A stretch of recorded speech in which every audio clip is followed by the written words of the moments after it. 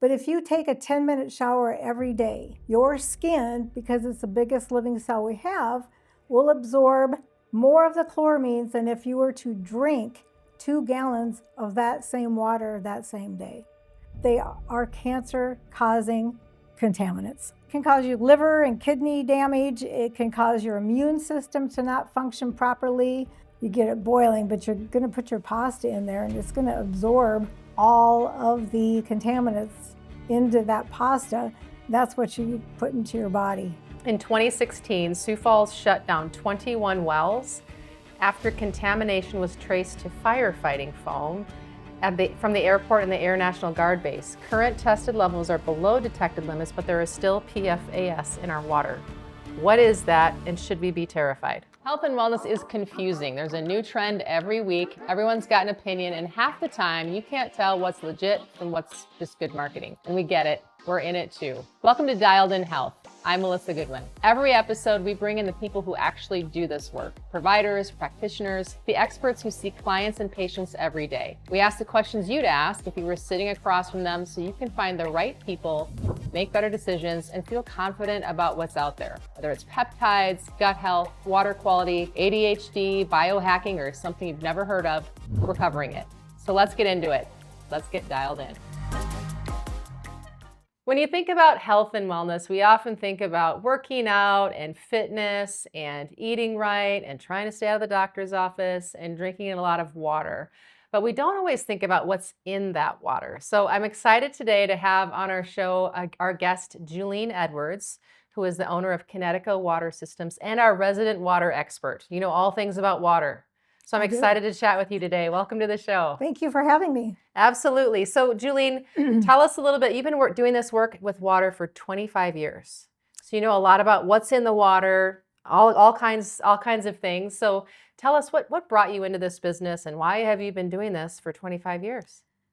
Well, I started clear back in Iowa. Okay. And got started with the dealer back there. And then he moved to the Sioux City area and I followed and did sales and marketing for him. And then the Sioux Falls dealership became available. And I thought to myself, well, I wonder if I can own a dealership and operate it. So here I am today, 23 years strong.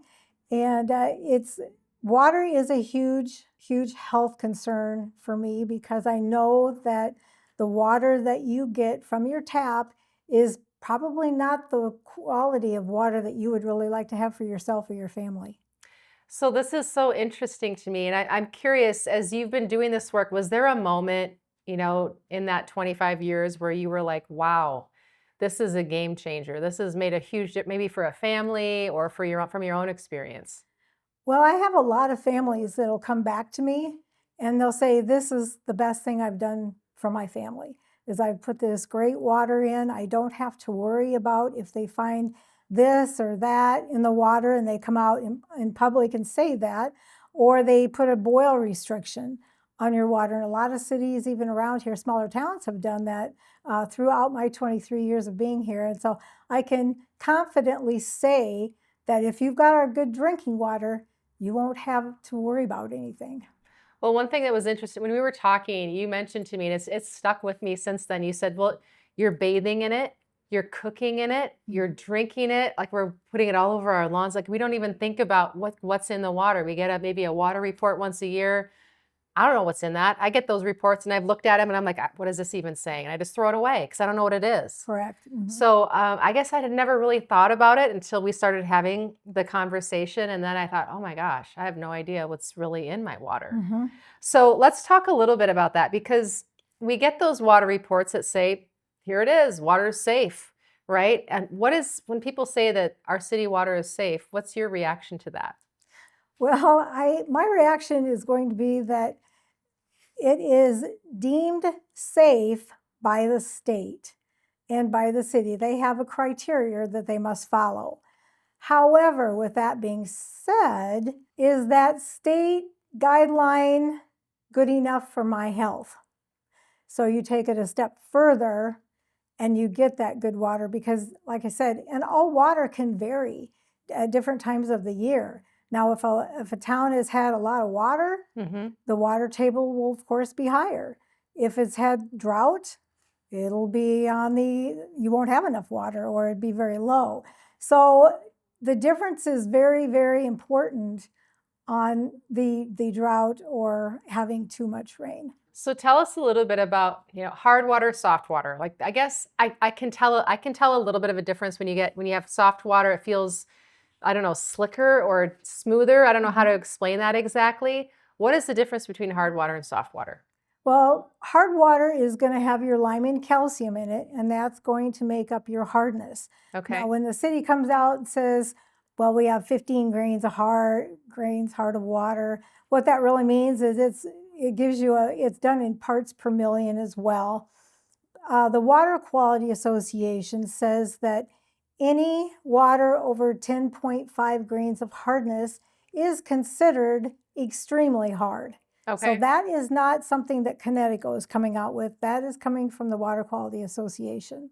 Even if you had water that's 7 or 8 grains hard, that is still considered hard water. So anything that is 0 or 1, that is going to be considered soft water. So what's a grain mean? What is it? Yeah.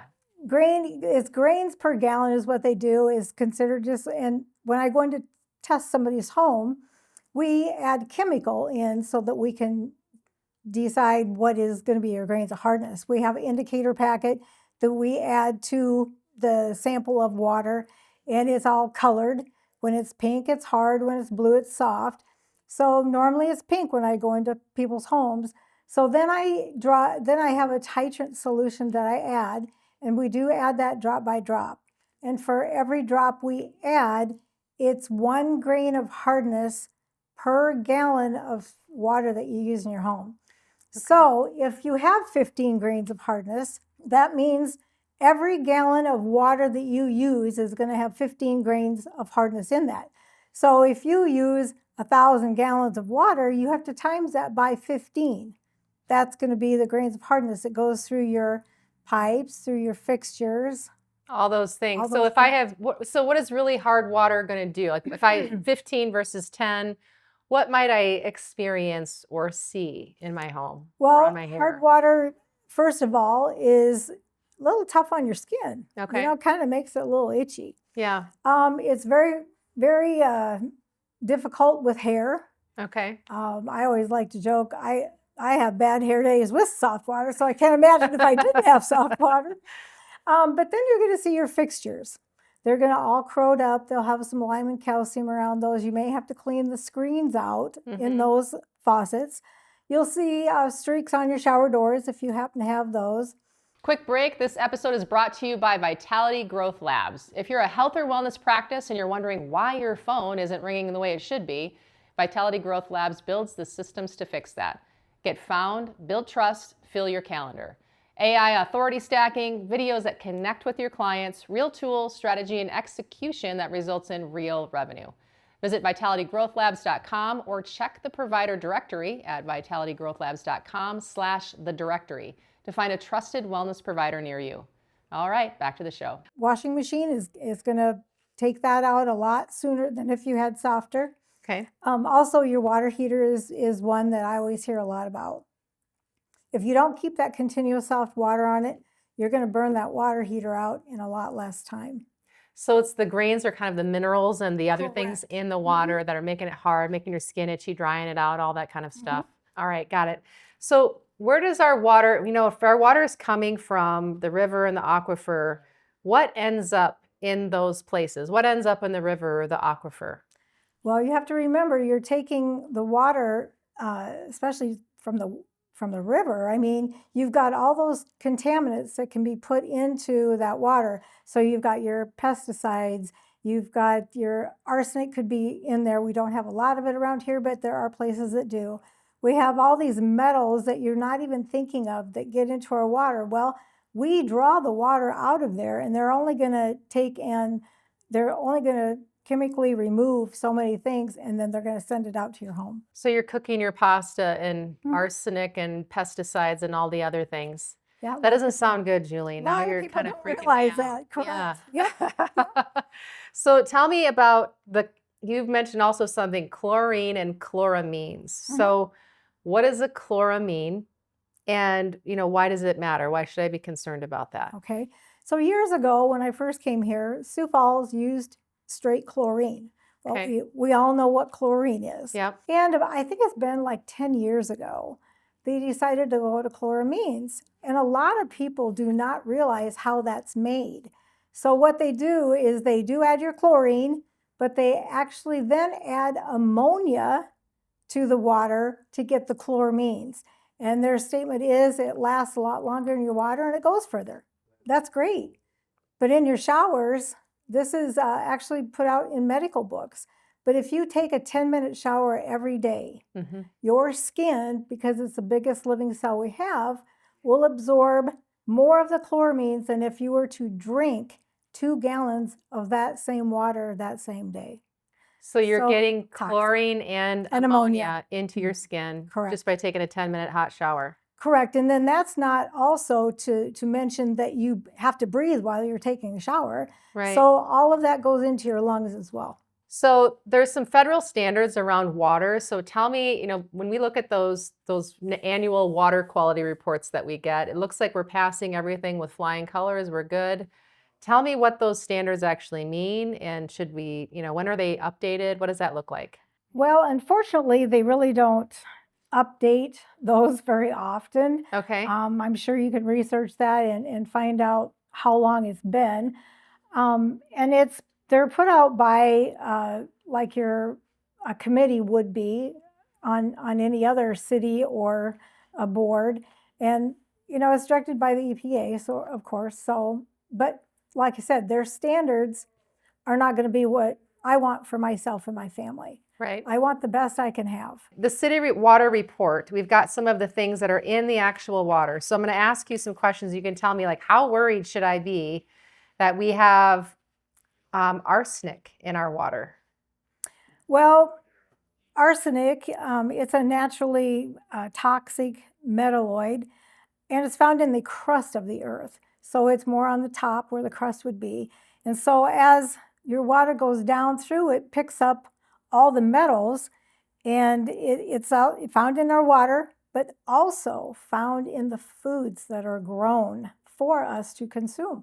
Oh my gosh. So when you don't think about that, so somebody, like if you buy rice, okay, if you buy your green beans and your carrots and your corn and your peas, well, they're planted obviously in the soil, and then when they water them we get water, it picks up all of the arsenic or the metals, and your plants have to absorb that so they can grow. So it's carrying out into your home is what it's doing. What about chromium? Are we worried about chromium, a hexavalent? Well, that's a little bit different. It's going to be kind of like a metal. Okay. And it's found like in stainless steel manufacturing, like in your industrial areas. Okay. Also in welding. But this is one that will catch people off guard, that it's actually found in textile dyes. Oh. So wherever they make our clothing, they use those dyes that have that contaminant in them. Okay. And I can remember going when there was a fabric store here in town and going into there, and I've sewn a lot in my day.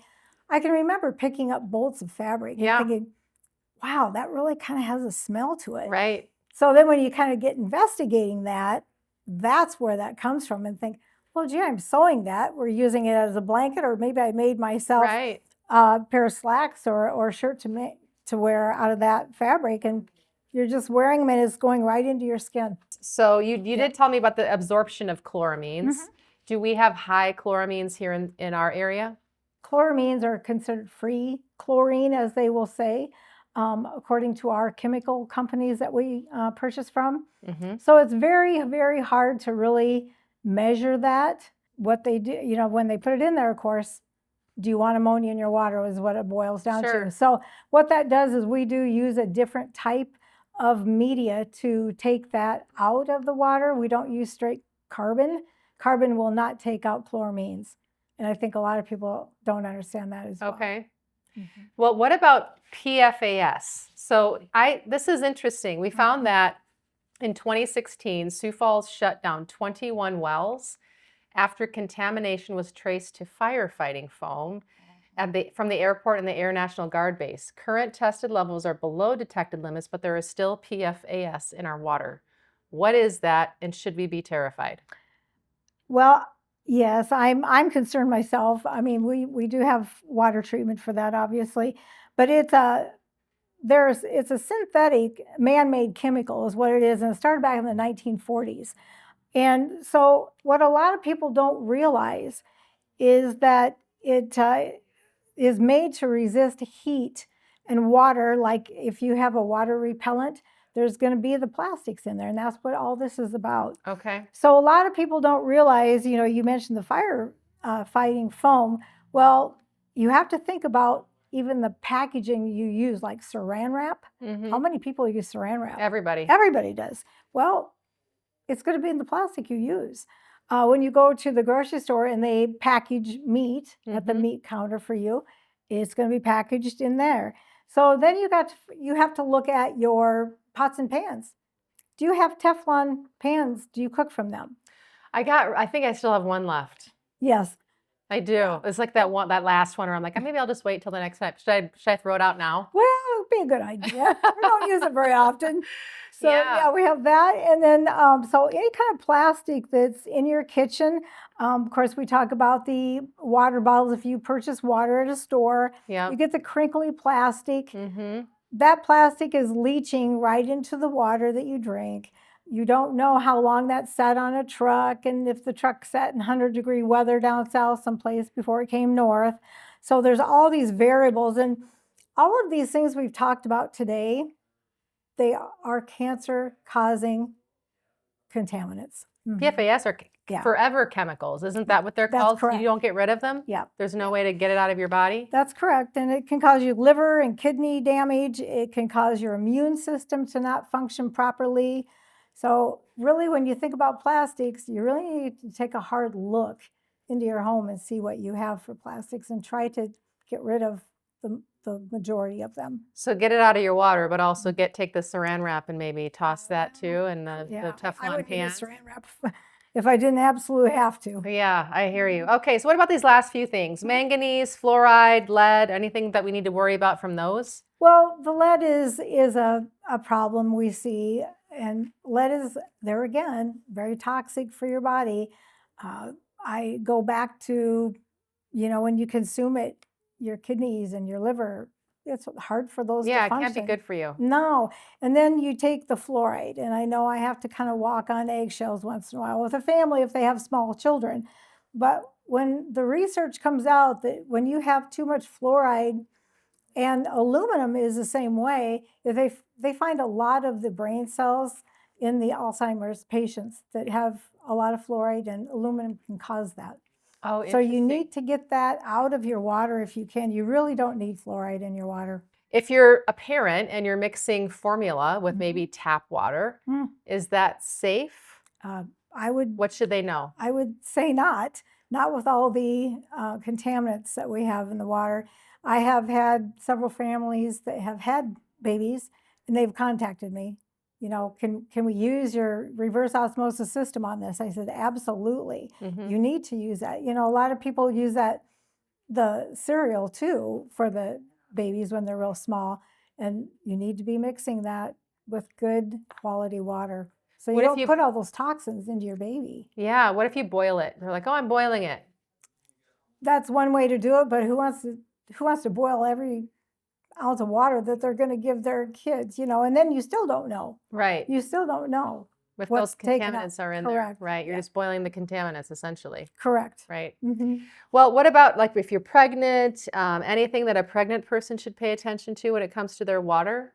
If you have the Kinetico K5 reverse osmosis system, you're going to be a lot healthier during your pregnancy for that. Also, if you can get the chloramines out of your water and shower with the good water, that's going to be less toxins, because anything you put in your body goes into that baby. So then you will have a healthier baby. So what if you have a family that's like, you know what, I've been drinking the city water for 20 years. It's fine. I'm not going to worry about this. Is crazy. What would you say to them? I get that, but after I visit with people and they see, because I do some testing for them, Right. do some visual things for them, it usually turns the light bulb on. And then they say, well, maybe we really need to look at this. Right. So yeah, it's all about that education and what you can do in your home.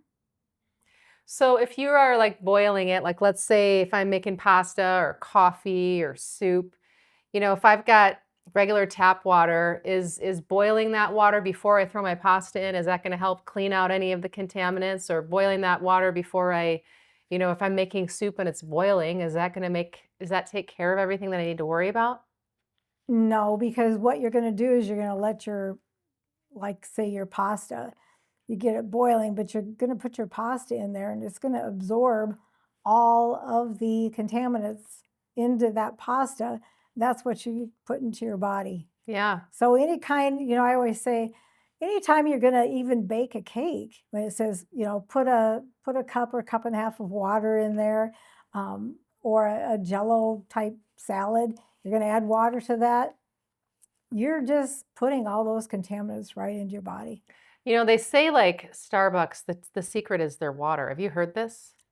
Well, I don't really go to Starbucks. You don't drink Starbucks? No, can't have coffee, but it makes your coffee taste different if you have yes. good water. Oh, absolutely. Coffee, tea, anything. It just enhances all the flavor that you can get from that. Yes. I'm curious, so we have the drinking water over here. We've got tap water, and then we've got like some people, and it all depends on your plumbing, I'm sure. You've got maybe a pot filler above your stove if you're fancy. So if I use the pot filler for my spaghetti and I drink my drinking water over here that has the filtration system on there, is that okay? Well, no, because you're still putting contaminants into your body. Okay. With the foods that you're eating.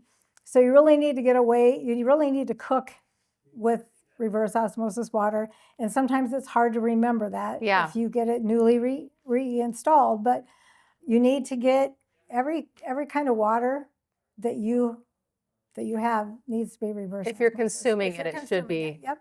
Or at least having and your now your water softener, is that also filtering the water as well? So if I'm taking a shower or something, is it filtering those things out? Okay, so what a water softener does is filters out the lime and the calcium, which make your hardness up. Okay. It will not take out anything else in your water, as far as your chemicals or for your drinking water. Okay. So, but it, like I said, it'll get the lime and the calcium out, which actually protect your hair, your skin, Sure. and then all of your appliances and your fixtures in your home. Okay. So one thing I've noticed with a lot of, and this is an influencer thing, you can tell me if this is baloney or not, but I hear about remineralizing your water. Tell me, what is that? Should I be doing this? Because I just got the filtration system. So now for my whatever, the reverse osmosis, and I'm drinking that. Now am I screwing myself up by not remineralizing it? Well, a lot of people don't think it's important. You won't get all of your minerals from the water you drink, but you will get some. And so the K5 does have a mineral filter that you can add. Okay. It'll put your magnesium and your calcium into your water. And like I said, a lot of people think, yes, I want to do that. Some don't, but you have to remember, reverse osmosis will strip everything out of your water, good and bad. Okay. So then you've got to decide, well, maybe I should enhance the magnesium and the calcium that I took out. Okay. So it's a good thing to do. I'm not saying it's mandatory by any stretch of the imagination, but it's always a good thing when you can get it back in your water. So you do want the good things in your water. Yes, all right. So now, really quickly, we're going to shift to, because we live in a place where there's a lot of rural folks around us in small towns, people who get their water from wells or they get their water from, outside of this area. What would you tell them about their water quality? What do they need to have tested, or what do they need to think about?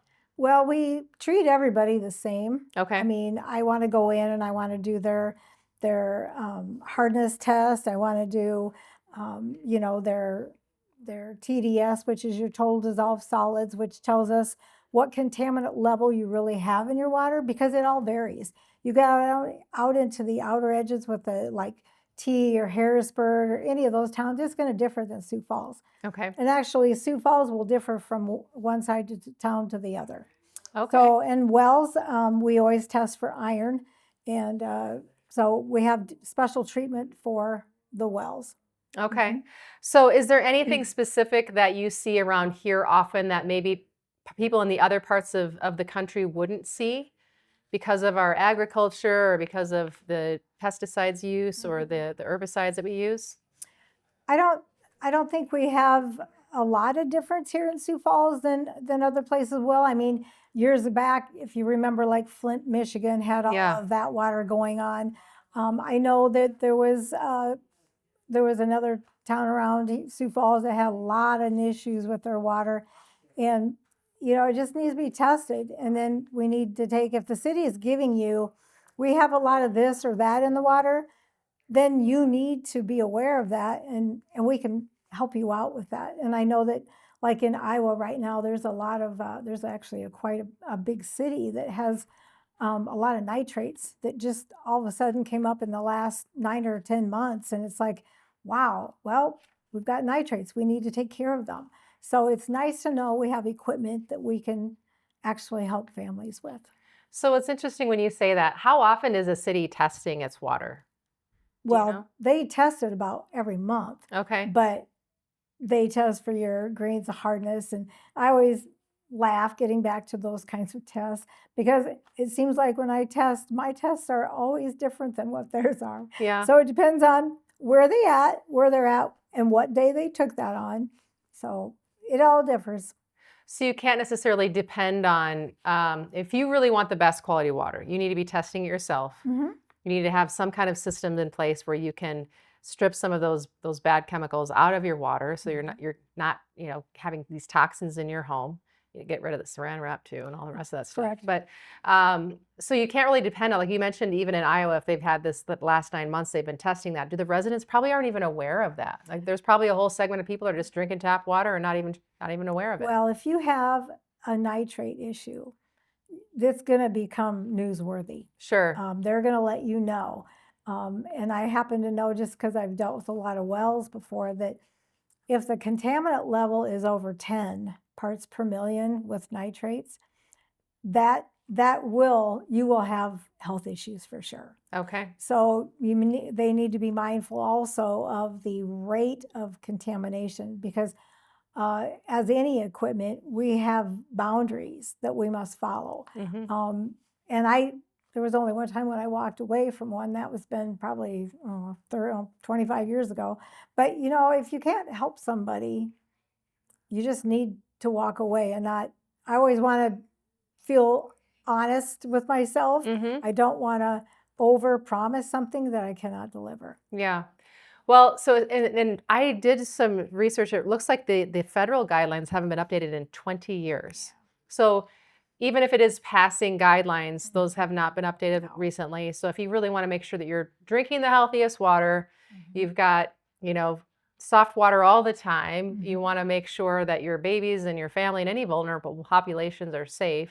Get it tested, right? Correct. Yep. So Julene, tell us, how do they get it tested? How do they get a hold of you? Where can people find you? Sure. We are located at 401 South Minnesota Avenue here in Sioux Falls. And if you'd like to give us a call, we can be reached at 605-339-3434. Or you can go on our website as well, which is KineticoSiouxFalls.com. KineticoSiouxFalls.com. We'll make sure to put a link in the show notes below. Thank you, Julene, for being on the show and sharing all this information with us. Something we probably don't think about very often, but is really, really important if you're thinking at all about your health and wellness. Make sure to get your water tested. Thank you. Thanks for being on the show. Hey, that's our show.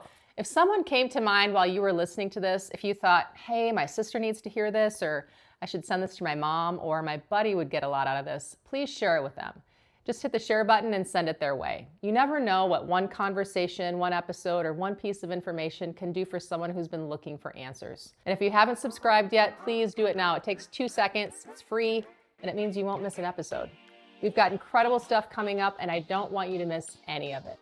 And if you're a health or wellness provider and you want to be on the show, we'd love to hear from you. There's a link in the show notes to get in touch. We're always looking for people doing interesting work who want to share what they know. And one last thing, I get asked all the time about the products and brands I actually use, so I put together a list of sponsors and favorite products that have worked for me and my family. If you're curious, that link is in the show notes too.